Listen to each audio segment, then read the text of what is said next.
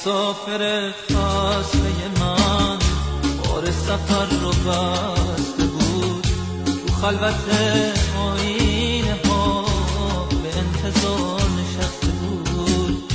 میخواست که از اینجا بره اما نمیدونست کجا، دلش پر از گلایه بود ولی نمیدونست چرا، ولی نمیدونست چرا.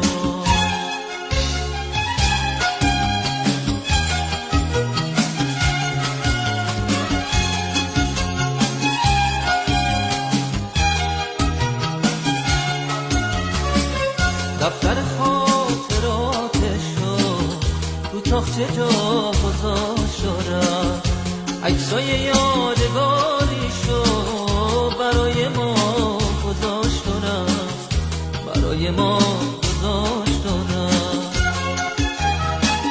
دل که به جاده می سپرد کسی اونو صدا نکرد، نگاه عاشقونگی برای اون دعا نکرد. حالا دیگه غربتش ستاره سر نمیزنه، تو لحظه های بی کسی پرنده پر نمیزنه. با خونه بار خستگی تو جاده های خاطره مسافره خسته من، یه عمره که مسافره، یه عمره که مسافره.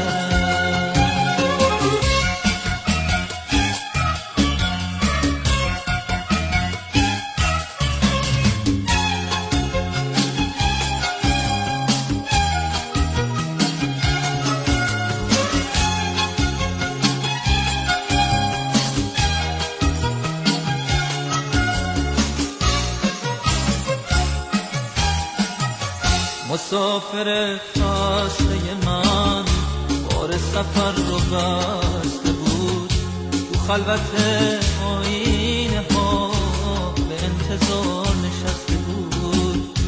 میخواست که از اینجا بره اما نمیدونست کجا، دلش پر از گلایه بود ولی نمیدونست چرا، ولی نمیدونست چرا.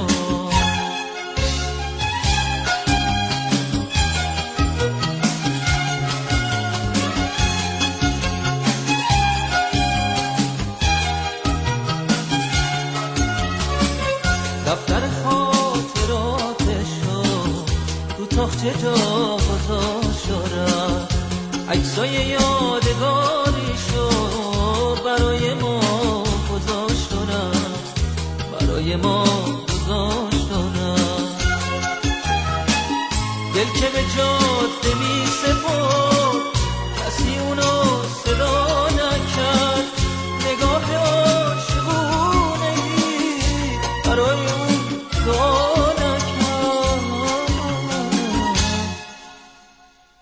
حالا دیگه غربتش ستاره سر نمیزنه، تو لحظه های بی کسی پرنده پر نمیزنه. با کوله بار خستگی تو جاده های خاطره مسافره خسته من، یه عمره که مسافره، یه عمره که مسافره.